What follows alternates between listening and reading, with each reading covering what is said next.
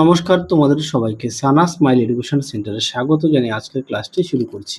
আজকে তোমাদের সঙ্গে আলোচনা করব তোমরা যারা ষষ্ঠ শ্রেণীর দ্বিতীয় পর্যায়ক্রমিক মূল্যায়ন পরীক্ষা দেবে তোমাদের জন্য রায় ও মার্টিন প্রশ্ন বিচিত্র থেকে আজকে সমাধান করব ষষ্ঠ শ্রেণীর ইতিহাস বিষয়ে মডেল নাম্বার 1 অর্থাৎ 1 নম্বর স্কুলের যে সমস্ত ছোট ও বড় প্রশ্ন আছে তার সমস্ত প্রশ্নের উত্তরের সমাধান করে দেখাবো। চলো দেরি না করে মূল বিষয় যাওয়া যাক।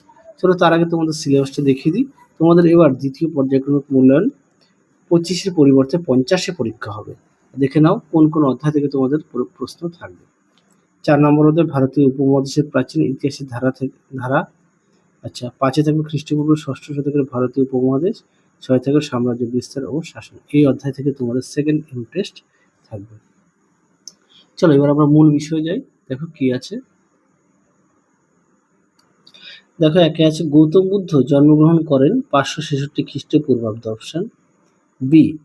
2 দেখো দ্বিতীয় বৌদ্ধ সঙ্গীত অনুষ্ঠিত হয়েছিল, উত্তরটা লিখবে বৈশালীতে, অপশন সি।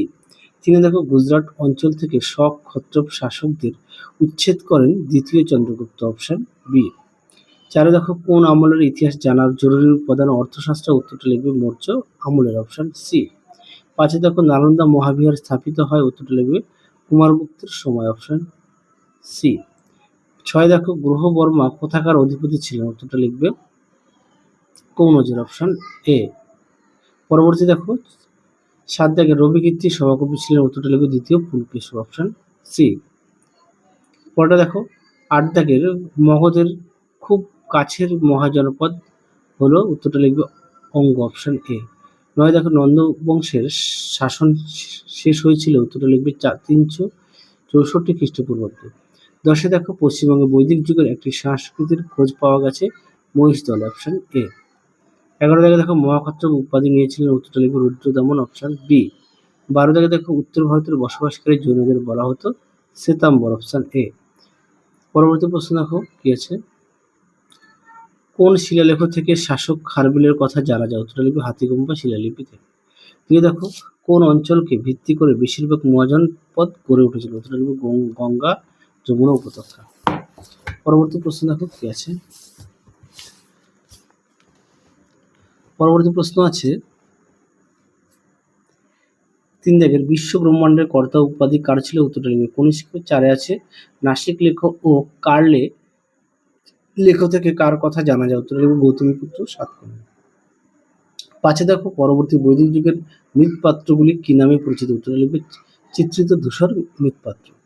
6 দেখো গুপ্ত সাম্রাজ্যের প্রদেশগুলিকে কি বলা হতো, উত্তরটা লিখবে ভক্তি। 7 দেখো সত্য মিথ্যা, উত্তরটা হবে মিথ্যা, তাহলে সঠিক উত্তর হবে শক বংশে।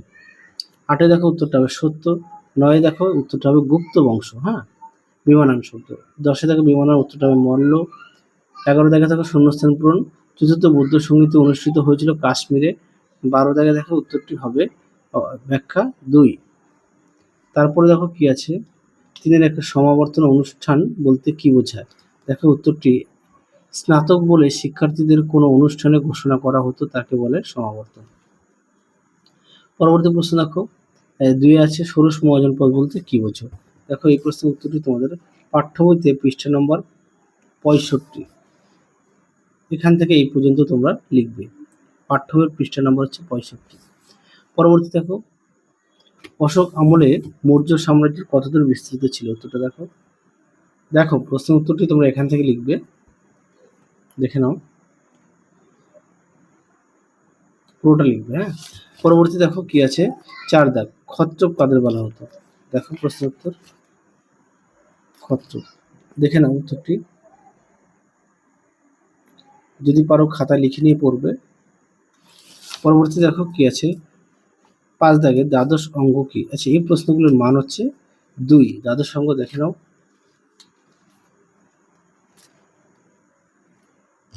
দেখো উত্তরটি, যদি পারো খাতা লিখে নিয়ে পড়বে। পরবর্তী দেখো কি আছে।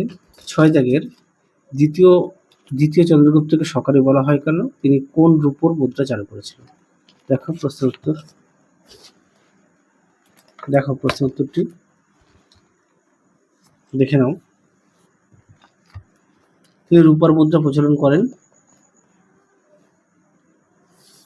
পরবর্তী প্রশ্ন দেখো কি আছে। এবারে দেখাবো 4-এর 1-এ, যার প্রশ্নের মান হচ্ছে 3। একে আছে অশোকের ধর্ম। এটা পাঠ্য বই থেকে দেখায়, পৃষ্ঠা নম্বর 85। দেখো অশোকের ধর্ম সুন্দর করে দেওয়া আছে, তোমরা এখান থেকে পড়ে নিয়ে লিখবে, যেহেতু প্রত্যেকের কাছে পাঠ্য বই আছে। পরবর্তী দেখো 2 দাগ, শক ও সাতবাহন লড়াই পশ্চাতে কি কি কারণ ছিল তা ব্যাখ্যা করো। দেখো উত্তরটি তোমরা অবশ্যই পড়ে নিয়ে লিখবে, যদি পারো খাতা লিখে নিয়ে পড়বে। পরবর্তী দেখো 3 দাগের নব্য ধর্ম আন্দোলনের কারণগুলি আলোচনা করো। দেখো প্রশ্ন উত্তর, দেখে নাও প্রশ্ন উত্তরটি, তোমরা অবশ্যই পড়ে নিয়ে লিখবে।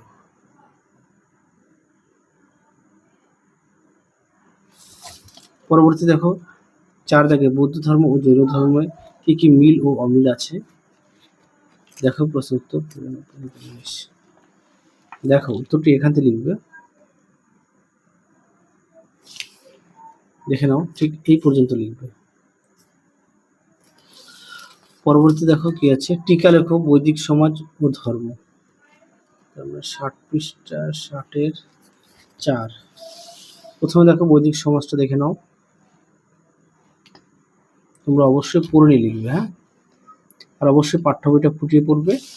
পরবর্তী দেখো ধর্ম 47 ধর্মটা দেখো তোমরা অবশ্যই পড়ে নিয়ে লিখবে, আর অবশ্যই পাঠ্য বই ফুটিয়ে পড়বে সমস্ত বিষয়ে। পরবর্তী প্রশ্ন দেখো কি আছে, 5 দাগের 5-এর 1-এ মৌর্য সাম্রাজ্য পরিচালনার নানা দিকগুলি আলোচনা করো। দেখো প্রশ্ন উত্তর, দেখে নাও প্রশ্ন উত্তরটি সুন্দর করে দেওয়া আছে, তোমরা অবশ্যই পড়ে নিয়ে লিখবে। পরবর্তী দেখো কি আছে, 2 দাগ, বৈদিক যুগের শিক্ষা ব্যবস্থার সংক্ষিপ্ত বর্ণনা দাও। তারপর আছে বৈদিক যুগের প্রধান 2টি বিষয়ের নাম লেখো। লিখবে ছন্দ আর ব্যাকরণ, হ্যাঁ, ছন্দ আর ব্যাকরণ আছে। এই প্রশ্ন উত্তরটা দেখাই,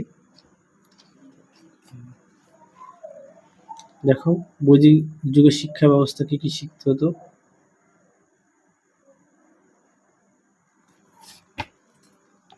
পরে দেখো গুপ্ত ও বাকাটক শাসন ব্যবস্থার তুলনামূলক আলোচনা করো। দেখো প্রশ্ন উত্তর,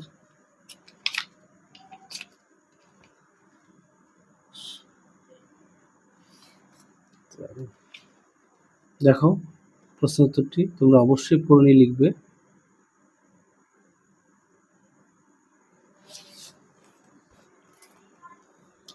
পরেরটা দেখো কি আছে, হর্ষবর্ধনের শাসন ব্যবস্থা সম্পর্কে আলোচনা করো। দেখো হর্ষবর্ধনের শাসন ব্যবস্থা দেখে নাও, এখান থেকে এই পর্যন্ত লিখবে। তাহলে চলো আজকের মতো এখানে সমাপ্ত করছি, আবার দেখা হবে খুব শীঘ্রই তোমাদের পরবর্তী ভিডিওতে। তোমরা সবাই সুস্থ থেকো, ভালো থেকো, আজকের মতো টাটা।